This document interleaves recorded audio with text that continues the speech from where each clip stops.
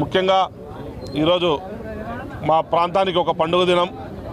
మాకు ఎందుకంటే ఇది మేము 40 సంవత్సరాలుగా మేమందరం కూడా బ్రిడ్జి వస్తుంది అని చెప్పి వింటా ఉన్నాం.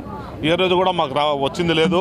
కానీ రాజశేఖర రెడ్డి గారు ముఖ్యమంత్రి అయిన తర్వాత మా ప్రాంతానికి ఆర్ఓబి శాంక్షన్ చేసి ఆ రోజు 33 కోట్ల రూపాయలతో బ్రిడ్జి ఇవ్వడం జరిగింది. కానీ ఆయన మరణాన ఇక్కడ ల్యాండ్ ఎక్విజిషన్ కూడా కొంత చేసి 3.5 కోట్లు రిలీజ్ చేశారు. ఆ తర్వాత ఎవరు కూడా పట్టించుకోలేదు. మాకు ఈ ప్రాంతం ఎందుకంటే మళ్ళీ ఆర్ఓబి తీసుకొస్తే ఇక్కడ ముఖ్యంగా గుడి ప్లస్ ఈ ప్రాంతం వాళ్ళంతా నష్టపోతారని చెప్పి ఆర్యూబీని మేము అడగడం జరిగింది.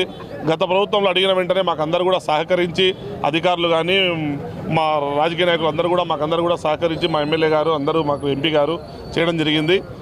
ఆ తర్వాత అనుమతులు రావడానికి 3 సంవత్సరాలు టైం పట్టింది. ఇప్పుడు పనులు ప్రారంభమై 15 నెలలుగా వస్తూ ఉంది. దీన్ని ఎక్కడ కూడా 15 నెలలుగా ఇక్కడ మనం ఆ రోజు మేము అనుకోవడం ఏంటంటే ఈ ల్యాండ్ ఎక్విజిషన్ ఫ్రీగా జరిగిపోతుంది అనుకున్నాం. కానీ దాదాపు 3,58,00,000 రూపాయలు ఎస్టిమేషన్ వేస్తే ఈరోజు రావడం జరిగింది. ఈ 3,58,00,000 రూపాయలు మాకు అవసరమైంది.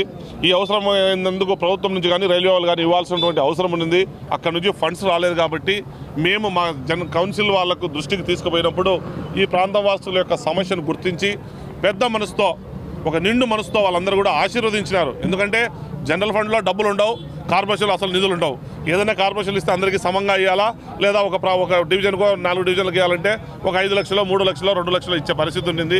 కానీ ఆ పరిస్థితి ఉన్నా కూడా 3,58,00,000 రూపాయలు ఇవ్వడం అనేది నిజంగా మనస్ఫూర్తిగా వాళ్ళందరికీ కూడా హృదయపూర్వక మా మేయర్ గారికి, డిప్యూటీ మేయర్ గారికి, పాలక మండలికి, మా కమిషనర్ గారికి, అధికారులకు అందరికీ కూడా హృదయపూర్వక నమస్కారాలు తెలియజేస్తూ ఉంటాం.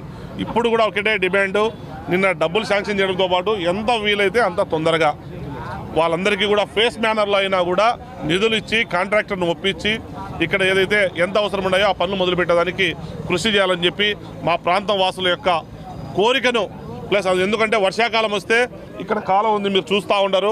అక్కడ నీళ్లు ఉంటే బైకులు కూడా పోయే పరిస్థితి లేదు.